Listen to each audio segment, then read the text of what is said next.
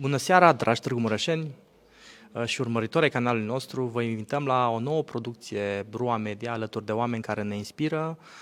De această dată alături de jurnalistul, scriitorul, producătorul de succes al Wild Carpathia și Flavors of Romania și poate cele mai reprezentativ ambasador al României din ultimii ani, distinsul domn Charlie Ottley. Dear Mr. Ottley, thank you for accepting the invitation. You have an impressive moment on the stage about courage, something that sometimes we miss as a nation. How would you define courage, the definition of courage? I think courage is about following your dreams, and I think it's also about forgiveness and believing in yourself and believing in other people, even when that's sometimes quite a hard thing to do. If it was easy, it wouldn't be a virtue.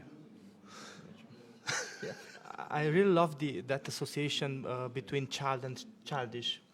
And childlike. Childlike, yes. I mean, childish behaviour is selfish, and because kids have to be selfish, you know, they're all about trying to survive.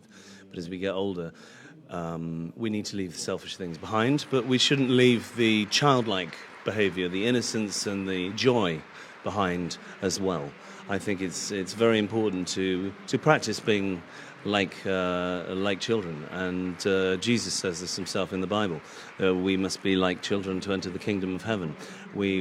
And that means we have to relearn to trust and relearn to believe in others and forgive others when they let us down. I think that's vitally important. A few months ago, we have organizing an international summit with participants from all over the world. And because the event took part in Transylvania, we've started with your interview with Prince Charles, actually King Charles. King Charles, yes. Yeah. How do you refer to that moment? And in what way, sorry? The experience with having such a person invited. I think it's fantastic that he's once in your lifetime. He's coming back here and he loves this country. I think it's an indication that of what Romania has to offer, and certainly a source of inspiration. But it's not my place to comment about His Majesty. I think you share the same love for Romania. What makes actually Romania authentic, unique? What made you connect to Romania? I think Romania is the wild corner, the last wild corner of Europe. It has the largest mixed forest left in Europe. It has the greatest biodiversity in Europe. It has some incredible monuments, although we are at the moment letting them all fall down. It has historic villages, but because we're not regulating planning consent and planning regulations, we're seeing beautiful historic villages that could have been UNESCO getting vandalized by concrete and cement. And that's going to be disastrous for tourism in this country. If you look at Spain and Italy, for example, they have very strict controls over what sort of buildings go up in historic villages. So they've all got the same red brick roofs and made using stone and cobbled streets, and people come from all over the world to see this.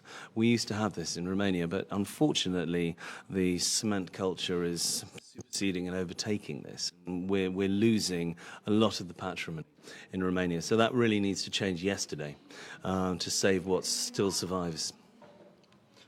Thank you so much one more time for promoting Romania and for loving this country. My pleasure. And can you share with us other projects that you are working on? Yeah, I mean, I'm dressed like this because I'm about to jump on a motorbike, and we're filming Flavors of Romania at the moment. We're on the last episode. We've done 10 episodes about the 9 historic regions of Romania. Transylvania gets 2 because it's so big, and also we're devising a new logo for Romania. I think the leaf is what actually this country said we have trees.